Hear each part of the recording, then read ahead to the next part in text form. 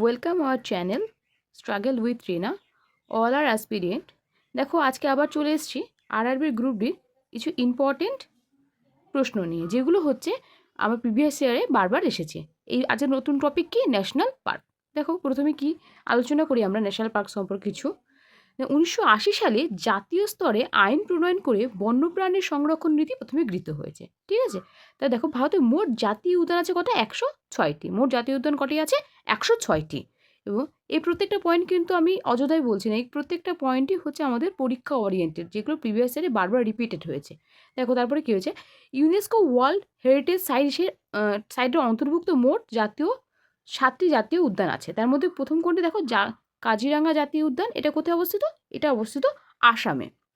কবে কত সালে এটি ওয়ার্ল্ড হেরিটেজ সাইটের আন্ডারে এসেছে? 1985 সালে। তারপরে কি কাঞ্চনজঙ্ঘা জাতীয় উদ্যান সিকিমে, এটা 1985 সালে ওয়ার্ল্ড হেরিটেজ সাইটের অন্তর্গত হয়েছে। তারপরে সুন্দরবন সবাই জানে পশ্চিমবঙ্গ 1987 সালে ইউনেস্কো ওয়ার্ল্ড হেরিটেজ সাইটের অন্তর্ভুক্ত হয়েছে। এই ডেটগুলো খুব ইম্পর্টেন্ট, পরীক্ষায় এরকম দিয়ে দেয় ডেটগুলো সম্পর্কে, যে কত সালে সুন্দরবন জাতীয় উদ্যান ওয়ার্ল্ড হেরিটেজ সাইটের অন্তর্ভুক্ত হয়েছে। কত সালে? 1987 সালে। পরেরটা কী বলতে দেখো, মানস জাতীয় উদ্যান আসাম, এবং পরেরটা আছে কেওলাদেও ঘানা জাতীয় উদ্যান রাজস্থান 1985। তারপরে নন্দাদেবী জাতীয় উদ্যান উত্তরাখণ্ড 2005, এবং গ্রেট হিমালয় জাতীয় উদ্যান হিমাচল প্রদেশ 2014। এই টোটাল 7টা জাতীয় উদ্যান রয়েছে ভারতবর্ষে। ঠিক আছে, ভারতের বৃহত্তম জাতীয় উদ্যান কোনটি? হেমিস। ভারতের বৃহত্তম জাতীয় উদ্যান কোনটি? হেমিস। এটি কোথায়? লে জেলায় অবস্থিত। দেখো তারপরটা, ভারতের ক্ষুদ্রতম জাতীয় উদ্যান কোনটি? South button island. এটা আন্দামান নিকোবর দ্বীপে অবস্থিত। তারপরের পয়েন্ট দেখো, ভারতের প্রথম জাতীয় উদ্যানের নাম হলো জিম করবেট জাতীয় উদ্যান। 1936 সালে স্থাপিত হয়। কোথায়? উত্তরাখণ্ডে। একমাত্র ভাসমান উদ্যান কোনটা? কেবুল লামচো। এটা কোথায় অবস্থিত? মণিপুরে। এবং তারপরটা দেখো, সবচেয়ে বেশি জাতীয় উদ্যান কোথায় আছে? মধ্যপ্রদেশ। এইগুলো হচ্ছে জাতীয় উদ্যান সম্পর্কে কিছু ইম্পর্টেন্ট তথ্য। এবং দেখো তারপরে আমাদের কি আছে, তারপরে আমরা ইম্পর্টেন্ট তথ্যগুলোর মধ্যে যেগুলো দেখো, এরপরে কি আলোচনা করব, কিছু ইম্পর্টেন্ট ন্যাশনাল পার্ক। দেখো প্রত্যেকটা রাজ্যেই অনেকগুলো করে ন্যাশনাল পার্ক আছে। আমি শুধু সেগুলোকেই নিয়ে এসেছি, ন্যাশনাল পার্কগুলোকে, যেগুলো পরীক্ষাতে এসেছিল প্রিভিয়াস ইয়ার্স, এবং যেগুলো আসার সম্ভাবনা প্রবল। দেখো পশ্চিমবঙ্গে যে ন্যাশনাল পার্কগুলো কী কী? বক্সা, সুন্দরবন, জলদাপাড়া, গরুমারা। আসামে কী কী আছে? কাজিরাঙ্গা, নেমেরি, মানস, ওরাং, ডিব্রু। বিহারের একমাত্র জাতীয় উদ্যান যেটি ইম্পর্টেন্ট, বাল্মীকি। এবং উড়িষ্যার আছে কি? ভিতরকণিকা এবং সিমলিপাল। তারপরে ঝাড়খণ্ডে আছে কি? বেতলা এবং বেলডা। এবং উত্তরপ্রদেশে আছে দুধুয়াটাই বেশি ইম্পর্টেন্ট উত্তরপ্রদেশে। হ্যাঁ, তারপরে গেছে অন্ধ্রপ্রদেশে আছে পাপিকোন্ডা এবং রাজীব গান্ধী। এবং সিকিমের যেটা খুব ইম্পর্টেন্ট ভিভিআই, এটা হচ্ছে কাঞ্চনজঙ্ঘা। ঠিক আছে, তারপরটা দেখো উত্তরাখণ্ডের ইম্পর্টেন্ট জাতীয় উদ্যান কোনগুলো? Nanda Devi, Jim Corbett, valley of flower এবং রাজাজি। এই রাজাজিটা এসএসসিতে অনেকবার ইম্পর্টেন্ট এসেছে, নন্দাদেবীটা খুব ইম্পর্টেন্ট। তারপর দেখো হরিয়ানার একমাত্র জাতীয় উদ্যান যেটি ইম্পর্টেন্ট কি? সুলতানপুর। হরিয়ানার জাতীয় উদ্যান ইম্পর্টেন্ট কোনটা? সুলতানপুর। তারপরে দেখো কর্ণাটকে যেগুলো বেশি ইম্পর্টেন্ট, বান্নেরঘাটা, বন্দিপুর, আনসি, নাগারহোন, কুন্দ্রেমুখ। এবং কেরালায় দেখো সাইলেন্ট ভ্যালি, পেরিয়র এবং এভেরিকুলাম। এই কেরালার এই প্রত্যেকটা খুব ইম্পর্টেন্ট, বারবার এগুলো রিপিটেড হয়। তারপর দেখো মণিপুরের এই একমাত্র জাতীয় উদ্যান আছে যেটি ভাসমান জলের উপরে। কোনটা? সেটা কেবুল লামচো। এটা একমাত্র যেটা ভাসমান জলের উপরে। তারপর দেখো তামিলনাড়ুর ইম্পর্টেন্ট জাতীয় উদ্যান কোনগুলো? মাদুমালাই, ইন্দিরা গান্ধী, মান্নার উপসাগর। এবং তারপরে মধ্যপ্রদেশের ইম্পর্টেন্ট জাতীয় উদ্যান কোনগুলো? পেঞ্চ, বান্ধবগড়, কানহা, সাতপুরা, পান্না। ঠিক আছে, দেখো কানহা হচ্ছে বাঘ্র সংরক্ষণ কেন্দ্র। ঠিক আছে, পরেরটা দেখো গুজরাটের ইম্পর্টেন্ট জাতীয় উদ্যানগুলো কোনগুলো? মেরিন, গির এবং বানস্তা। এবং তারপরে রাজস্থানের জাতীয় উদ্যান কোনগুলো ইম্পর্টেন্ট? সরিস্কা, রণথম্বর, কেওলাদেও ঘানা। ঠিক আছে, ছত্তিশগড় দেখো পরের পয়েন্টে কী আছে? ছত্তিশগড়। তো ছত্তিশগড়ের ইম্পর্টেন্ট জাতীয় উদ্যান কোনগুলি? গুরু ঘাসিদাস, ইন্দ্রাবতী এবং কঙ্গর। ওকে, এবং দেখো মেঘালয়ের একটি জাতীয় উদ্যান যেটা ইম্পর্টেন্ট, নোকরেক। ঠিক আছে, আর মহারাষ্ট্রের যে জাতীয় উদ্যানগুলো ইম্পর্টেন্ট সেটা হচ্ছে সঞ্জয় গান্ধী এবং নাউগা। ওকে, দেখো এরপরে আর একটা ইম্পর্টেন্ট আছে, খুব ইম্পর্টেন্ট জায়গা, এটা হচ্ছে আন্দামান। আন্দামানটা একটু ছোটো হয়ে গেছে, একটু দেখে নাও, বসে যাবে আশা করি। দেখো আন্দামানের ইম্পর্টেন্ট জাতীয় উদ্যান যেগুলো, Mahatma Gandhi, Mount Harry, saddle pick, ঝাঁসি, রানী ঝাঁসি মেরিন এবং দক্ষিণ বাটান। ঠিক আছে, এই প্রত্যেকটা আন্দামানের ইম্পর্টেন্ট, এইগুলো খুব ভেরি ভেরি ইম্পর্টেন্ট। তোমরা এগুলোকে নোটস করে নাও, অথবা আমার ওই টেলিগ্রাম চ্যানেলে যুক্ত হয়ে যায়, ডিসক্রিপশন বক্সে দেওয়া আছে, ওখানে আমি প্রত্যেকটি পিডিএফ ফ্রিতে দিয়ে থাকি। ঠিক আছে, দেখো পরেরটা কী আছে, পরের পয়েন্ট আছে গোয়া। গোয়াতে যেটা খুব ইম্পর্টেন্ট সেটা হচ্ছে সেলিম আলি পাখিরালয়। এটিও হচ্ছে আমাদের ইম্পর্ট্যান্ট একটি জাতীয় উদ্যান। দেখো এতক্ষণ আমরা প্রত্যেকটা রাজ্যে কোন কোন জাতীয় উদ্যানগুলো ইম্পর্ট্যান্ট সেগুলো নিয়ে আলোচনা করে নিয়েছি। আশা করি তোগুলো সবটাই বুঝতে পেরেছি এবং সবটাই ক্লিয়ার হয়ে গেছে কোন জাতীয় উদ্যানটা কোন রাজ্যে অবস্থিত। এরপরে আমরা আলোচনা করব যে PYQSগুলো, মানে এনটিপিসি এবং আরআরবি গ্রুপ ডিতে কোন কোন প্রশ্নগুলো 2021-22 এসছিল, সেই প্রশ্নগুলোকে নিয়ে, 22 এসছিল আর কি, সেই প্রশ্নগুলো নিয়ে আমরা আলোচনা করব। দেখো কি কি আছে। প্রথম আছে বাল্মীকি জাতীয় উদ্যান কোথায় অবস্থিত? বিহার। হ্যাঁ, আমি এখানে তোমাদেরকে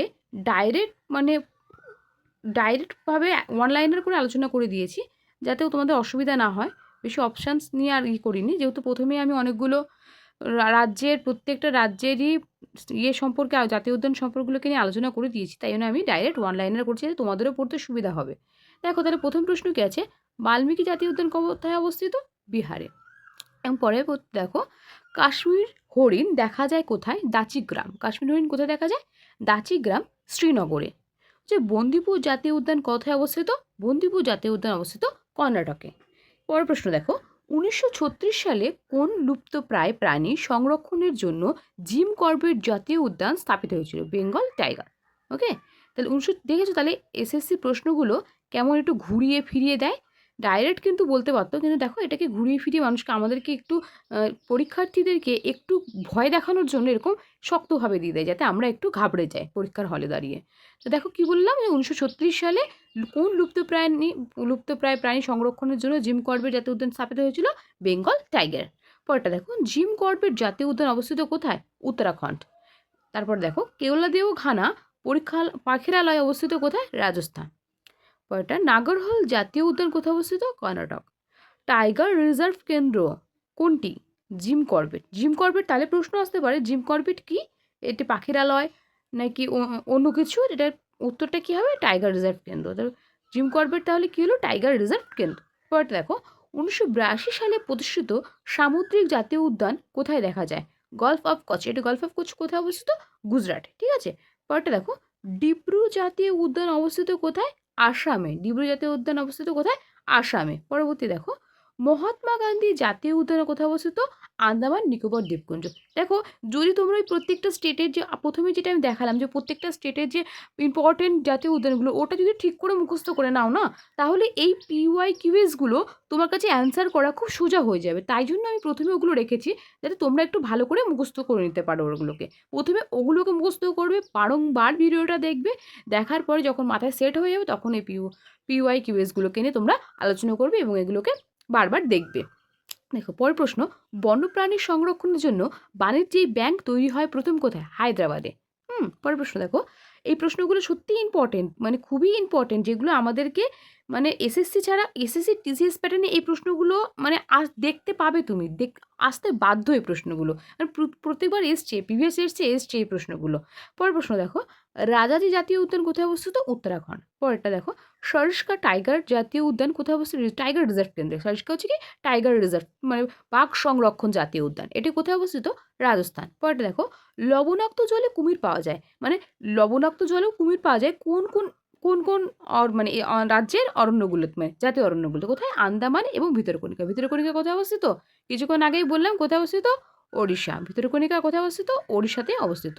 তো এই জন্যই বারবার বলছি যে তোমরা প্রথমে যে আমি রাজ্যগুলোতে কোন কোন জাতীয় উদ্যান অবস্থিত, কোনগুলো ইম্পর্টেন্ট দিয়ে দিয়েছি, প্রথমে ওটাকে ভালো করে মুখস্থ করে নেবে, তারপরে এই PYQSগুলোকে তোমরা মুখস্থ করবে, বা দেখলেই তুমি পেয়ে যাবে, তখন আলাদা করে তোমাকে এগুলো মুখস্থ করতে হবে না। পরটা দেখো, ভদ্রা ওয়াইল্ড লাইফ সেঞ্চুরি কোথায় অবস্থিত? টাইগার।